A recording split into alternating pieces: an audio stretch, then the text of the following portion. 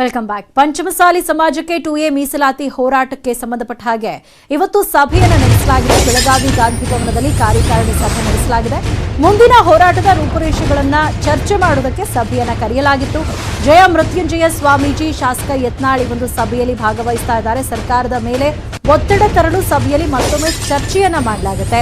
ಸರ್ಕಾರದ ವಿರುದ್ಧ ಹೋರಾಟ ನಡೆಸಲು ಸಿದ್ಧತೆಯನ್ನ ನಡೆಸಲಾಗುತ್ತೆ. ಮತ್ತೊಮ್ಮೆ 2A ಮೀಸಲಾತಿ ಹೋರಾಟ ಮುನ್ನೆಲೆಗೆ ಬರ್ತಾ ಇರುವಂತದ್ದು. ಇವತ್ತು ಸರ್ಕಾರದ ಮೇಲೆ ಒತ್ತಡ ತರಲು ಜಯ ಮೃತ್ಯುಂಜಯ ಸ್ವಾಮೀಜಿ ನೇತೃತ್ವದಲ್ಲಿ ಸಭೆಯನ್ನ ಕರೆಯಲಾಗಿದೆ.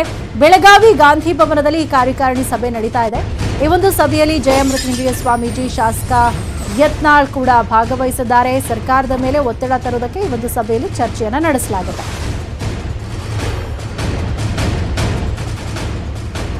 ಮತ್ತೆ 2A ಮೀಸಲಾತಿ ಹೋರಾಟ ಮುನ್ನೆಲೆಗೆ ಬರ್ತಾ ಇರುವಂತದ್ದು.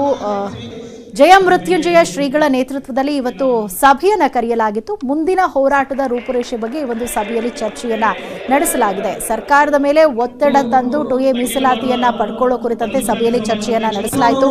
ಏನೋ ಈ ಒಂದು ಮುಂದಿನ ಹೋರಾಟ ರೂಪುರೇಷೆ ಇದೆಲ್ಲದರ ಬಗ್ಗೆ ನಮ್ಮ ಬೆಳಗಾವಿ ಪ್ರತಿನಿಧಿ ಜೊತೆ ಜಯ ಮೃತ್ಯುಂಜಯ ಸ್ವಾಮೀಜಿ ಮಾತನಾಡಿದ್ದಾರೆ. ಬನ್ನಿ ನೋಡೋಣ.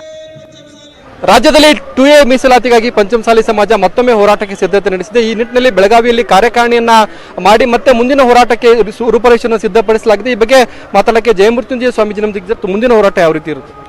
ಕಳೆದ ವರ್ಷ ಜನವರಿ 14ನೇ ತಾರೀಕಿಂದ ಲಿಂಗಾಯತ ಪಂಚಮಸಾಲಿ ಸಮಾಜಕ್ಕೆ 2A, ಎಲ್ಲ ಲಿಂಗಾಯತರಿಗೂ 2A OBC ಮೀಸಲಾತಿಗೋಸ್ಕರ ಹಕ್ಕೊತ್ತಾಯ ಮಾಡಿ ಪಾದಯಾತ್ರೆ, ಪ್ರತಿಜ್ಞಾ ಪಂಚಾಯತ್ ಅಭಿಯಾನ, ಹಳ್ಳಿಯಲ್ಲಿ ಗ್ರಾಮ ಪಂಚಾಯತ್ ಮಟ್ಟದಲ್ಲಿ ಚಳುವಳಿ, ನಂತರದಲ್ಲಿ ಧರಣಿ ಸತ್ಯಾಗ್ರಹ ಇವೆಲ್ಲ ಮಾಡಿದ್ವಿ.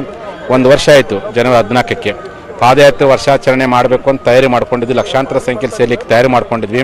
ಮಾನ್ಯ ಮುಖ್ಯಮಂತ್ರಿಗಳು ಸಂಕ್ರಾಂತಿ ಬಂದು ಎಳ್ಳು ಬೆಳ್ಳ ಕೊಡ್ತಾರಂತ ನಾವೆಲ್ಲ ಅಂದ್ಕೊಂಡಿದ್ವಿ. ಆದರೆ ಕೋವಿಡ್ ಕಾರಣದಿಂದ ಕಾರ್ಯಕ್ರಮ ಮುಂದಾಗಿದೆ. ಮಹತ್ವದ ರಾಜ್ಯ ಕಾರ್ಯಕಾರಿಣಿ ಸಭೆಯನ್ನು ಬೆಳಗಾವಿಯ ಗಾಂಧಿ ಭವನದಲ್ಲಿ ಕರೆಯಲಾಗಿದೆ. ಉದ್ದೇಶ ನಿರಂತರವಾದಂಥ ಹೋರಾಟ. ಈ ನಿರಂತರ ಹೋರಾಟ ಇಷ್ಟೆಲ್ಲ ಮಾಡಿದಾಗಿಸಿ ಎಲ್ಲೇ ಒಂದು ಕಡೆ ವಿಳಂಬ ಆಗ್ತಿರೋದ್ರಿಂದ ನಮಗೆಲ್ಲ ಸಮಾಜ ಬಾಂಧವರೇ ನೋವಾಗಿದೆ ಅಂತ ಅನೇಕ ಸಮಾಜಗಳಿಗೆ ಮೀಸಲಾತಿ ಆದೇಶ ಪ್ರಮಾಣ ಪತ್ರಗಳನ್ನು ಸರ್ಕಾರ ಇನ್ನೇ ದಿವಸ ತಮ್ಮದೇ ಆಗಿರ್ತಕ್ಕಂಥ ಜೀವ ಮೂಲಕವಾಗಿ ವ್ಯಕ್ತಪಡಿಸಿದ್ದಾರೆ. ಖುಷಿಯಾಗುತ್ತೆ ನಮಗೆ. ಹಂಗೆ ನಮ್ಮದು ಮಾಡಲೇನವಂತ ಹಿನ್ನೆಲೆ ಒಳಗೆ. ಹಾಗಾಗಿ ಮತ್ತೊಂದು ಹೋರಾಟಕ್ಕಿಂತ ಹೋರಾಟದ ಮುಂದುವರೆದ ಭಾಗವಾಗಿ ಸಭೆ ಮಾಡ್ತೀವಿ. ಸಭೆಯೊಳಗೆ ಗಟ್ಟಿ ತೀರ್ಮಾನವನ್ನು ತೆಗೆದುಕೊಳ್ಳಿಕ್ಕೆ ನಾವೆಲ್ಲ ಸಿದ್ಧತೆ ಮಾಡ್ಕೊಳ್ಳಿದೆ. 1 ವರ್ಷದಿಂದ ನಿರಂತರವಾಗಿ ಹೋರಾಟ ಮಾಡ್ತಿದ್ರಿ, ಹಂಗೆ ಕಾಲಹರಣ ಆಗ್ತಿದೆ, ಸಮಾಜದಲ್ಲಿ ಒಂದು ಗೊಂದಲ ರೀತಿ ಸೃಷ್ಟಿ ಆಗ್ತಿದೆ. ಇಲ್ಲ, ಅದು ಕಾಲಹರಣ ಆಗ್ತಿರುವಂಥದ್ದು ಸಹಜ. ಏನೋ ಎಲ್ಲ ಒಂದು ಕಡೆ ಸರ್ಕಾರಗಳು ಅವರೇನು ಹೇಳ್ತಾರಪ್ಪ ಅಂದರೆ ರಿಪೋರ್ಟ್ ಬರದೆ ನಾನು ಏನಾದರೂ ಮಾಡಿದರೆ ಸಮಸ್ಯೆ ಆಗುತ್ತೆ, ಆ ರಿಪೋರ್ಟ್ ಬರಲಿಂದ ಕಾಯ್ತಿದ್ದೀನಿ ಅಂತಾರೆ. ರಿಪೋರ್ಟ್ ಬರಲಿಕ್ಕೆ ನಮ್ಮ ಚುನಾವಣಾ ಆಯೋಗ ಏನು ಹಿಂದೂ ವರ್ಗದ ಆಯೋಗ, ಅದು ಸ್ವಾಯತ್ತ ಸಂಸ್ಥೆ. ಕಳೆದ 6 ತಿಂಗಳಿಂದ ಬೆಳಗಾವಿಯ ಲೋಕಸಭಾ ಚುನಾವಣೆ ನೆಪ, ನಂತರದಲ್ಲಿ ಮಸ್ಕಿ ಚುನಾವಣೆ, ಸಿಂದಗಿ ಮತ್ತು ಆನಗಲ್ ಎಲೆಕ್ಷನ್ನು, MLC ಎಲೆಕ್ಷನ್ನು ಮತ್ತು ಕೋವಿಡ್, ಈ ಕಾರಣದಿಂದ 6 ತಿಂಗಳು ವಿಳಂಬವಾಗಿದೆ. ಹಾಗಾಗಿ ಈ ಒಂದು ಕಾರಣಕ್ಕೋಸ್ಕರ ನಾವು ಶಾಂತವಾಗಿದ್ದೀವಿ, ಸೌಮ್ಯವಾಗಿದ್ದೀವಿ. ಇನ್ನು ಯಾವುದೂ ಸಮಸ್ಯೆಗಳಿಲ್ಲ, ಯಾವ ಎಲೆಕ್ಷನ್ಗಳಿಲ್ಲ. ಹಾಗಾಗಿ ಮಾಡಲೇಬೇಕು. ನನಗೆ ವಿಶ್ವಾಸ ಐತಿ ಮಾರ್ಚ್ ಒಳಗಾಗೇ ಈ ಸರ್ಕಾರ ಮೀಸಲಾತಿ ಕೊಡ್ತೈತೆ ಅಂತೇಳಿ. ಒಂದು ವೇಳೆ ಮಾರ್ಚ್ ಒಳಗೆ ಕೊಡದೆ ಹೋದರೆ ಮುಂದಿನ ಹೋರಾಟವನ್ನು ಯಾವ ರೀತಿ ಮಾಡಬೇಕನ್ನೋದು ಸ್ಪಷ್ಟವಾಗಿರತಕ್ಕಂಥ ಉತ್ತರವನ್ನು ನಾಳೆ ಕಾರ್ಯಕಾರಿಣಿ ಸಭೆಯಲ್ಲಿ ವ್ಯಕ್ತ ಆಗ್ತದೆ. ಇದಿಷ್ಟು ಕೂಡಲಸಂಗಮ ಸ್ವಾಮೀಜಿ ಹೇಳೋ ಮತ್ತು ನಾಳೆವರೆಗಾಗಿ ಏನು ಅಂತಂದ್ರೆ ನಾಳೆ ಒಂದು ಕಾರ್ಯಕಾರಿಣಿ ಸಭೆಯನ್ನು ಮಾಡ್ತೀವಿ, ಸರ್ಕಾರಕ್ಕೆ ಗಡುವನ್ನು ಕೊಡ್ತೀವಿ, ಆದರೆ ಸರ್ಕಾರ ಕೇಳದಿದ್ದಲ್ಲಿ ಮುಂದಿನ ಹೋರಾಟದ ಬಗ್ಗೆ ತೀರ್ಮಾನ ಮಾಡ್ತೀವಿ ಅಂತ ಹೇಳ್ತಿದ್ದಾರೆ. ಚಂದ್ರಕಾಂತ್ ಸುಗಂಧಿ, ನ್ಯೂಸ್ 18 ಕನ್ನಡ, ಬೆಳಗಾವಿ. ಕೂಡಲಸಂಗಮ ಪೀಠಕ್ಕೆ ಪರ್ಯಾಯ ಪೀಠ ಆರಂಭಿಸ್ತಾ ಇರುವ ವಿಚಾರಕ್ಕೆ ಶಾಸಕ ಬಸನಗೌಡ ಪಾಟೀಲ್ ಯತ್ನಾಳ್ ಪ್ರತಿಕ್ರಿಯೆ ಕೊಟ್ಟಿದ್ದಾರೆ. ಇಂತಹ 100 ಆಗಲಿ 1000 ಪೀಠ ಆದ್ರೂ ಏನೂ ಆಗೋದಿಲ್ಲ ಅಂತ ಟಾಂಗ್ ಕೊಟ್ಟಿದ್ದಾರೆ. ನೋಡ್ರಿ, 100 ಪೀಠ ಆದ್ರೂ ಏನೂ ಆಗೋದಿಲ್ಲ. 100 ಆಗಲಿ 1000 ಆಗಲಿ ಏನ್ ಆಗ್ತಾವ ಪೀಠಗಳಿಗೆ ಏನೈತು?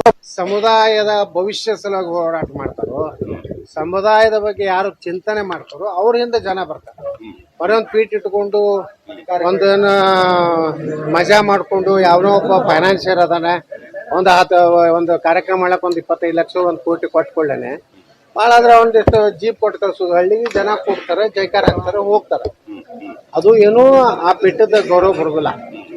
ಇವತ್ತು ಕೂಡಲಸಂಗಮ ಸ್ವಾಮಿಗಳು ಸುಮಾರು 750 ಕಿಲೋಮೀಟರ್ ಸಮುದಾಯದ ಬಡ ಮಕ್ಕಳ ಸಲುವಾಗಿ ಹೋರಾಟ ಮಾಡ್ಯಾರ. ಅವರೇನು ಪೀಠ ಮಾಡಿಕೊಂಡು 1 ಕೋಟ್ಯಾಂತರ ರೂಪಾಯಿ ರಾಜ್ಯ ಸರ್ಕಾರದ ಅನುದಾನ ತಗೊಂಡು ಯಾವುದನ್ನೋ ಮುಖ್ಯಮಂತ್ರಿ ಮಾಡ್ರಿ, ಯಾರನ್ನೋ ಮಂತ್ರಿ ಮಾಡ್ರಿ ಅಂತ ಈ ಹೋರಾಟ ಇಲ್ಲ. ಯಾವನೋ ಒಬ್ಬನ ಮಂತ್ರಿ ಮಾಡೋದ್ರ ಸಲುವಾಗಿ ಹರಜಾತ್ರೆ ಮಾಡೋದು, ಯಾವನೋ ಮುಖ್ಯಮಂತ್ರಿ ಮಾಡೋದಕ್ಕೂ ಮತ್ತೊಂದು ಪೀಠ ಸ್ಥಾಪಿಸೋದು ಈ ಉದ್ದೇಶ ಕೂಡಲಸಂಗಮ ಸ್ವಾಮಿಗಳಿದಿಲ್ಲ.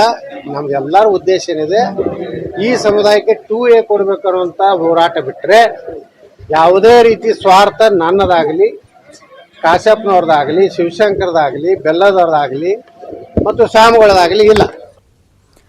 ಇದಿಷ್ಟು ಸದ್ಯದ ನ್ಯೂಸ್ ಅಪ್ಡೇಟ್ಸ್. ನೋಡ್ತಾ ಇರಿ ನ್ಯೂಸ್ 18 ಕನ್ನಡ. ಜಾಲ ನಮ್ಮದು, ಬಲ ನಿಮ್ಮದು.